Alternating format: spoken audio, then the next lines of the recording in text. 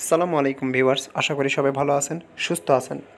Canon LBP 6230 printer print দেওয়ার পর একটা পেজ প্রিন্ট হওয়ার পর ম্যানুয়ালি অপশান আসে, অর্থাৎ পাওয়ার বাটন রেড লাইট জ্বলে, অর্থাৎ আপনাকে ম্যানুয়ালি যদি প্রেস করেন সেই ক্ষেত্রে আবার প্রিন্ট হয়। একটা পেজ বারবার প্রিন্ট হবে যদি ম্যানুয়ালি প্রেস করা হয়।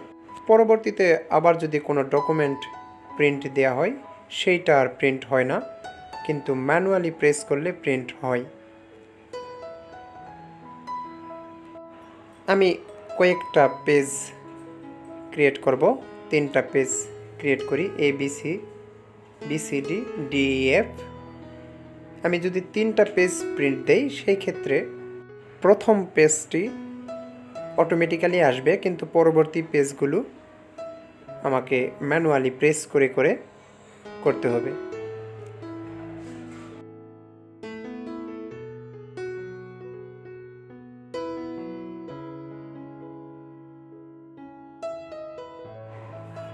BCD পরবর্তী পেজটি, তারপর আবার প্রেস করলাম, পরবর্তী পেজটি আসবে DEF। আমি যদি 20, 25 বা 30টি পেজ প্রিন্ট করতে চাই সেই ক্ষেত্রে প্রত্যেকটি বার ম্যানুয়ালি প্রেস করা এটা একটা বিড়ম্বনা, তো সেইটা যাতে না হয় আমরা অটোমেটিক্যালি প্রিন্ট দেব।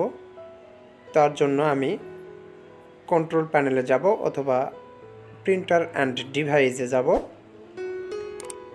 এখান থেকে প্রিন্টারের উপর রাইট ক্লিক করব, রাইট ক্লিক করে প্রিন্টিং প্রিফারেন্সে যাব। সেখান থেকে নিচের দিকে অ্যাডভান্সড অপশানে যাব। এখান থেকে লেটার আছে, এই লেটারটি আমরা A4 সাইজ করে দেব, A4 সিলেক্ট করে দিব, ওকে দিব, অ্যাপ্লাই করব, ওকে দিব। এখন যদি আমি প্রিন্ট দেই, আমি যতগুলো পেজ প্রিন্ট দিব সবগুলোই অটোমেটিক্যালি চলে আসবে। 1টি হলে 1টি, 2টি হলে 2টি এবং 20টি হলে 20টি, সবগুলো অটোমেটিক্যালি আসবে, আর কোনো ম্যানুয়ালি প্রেস করতে হবে না। আমি একটা প্রিন্ট দিয়ে দেখাচ্ছি।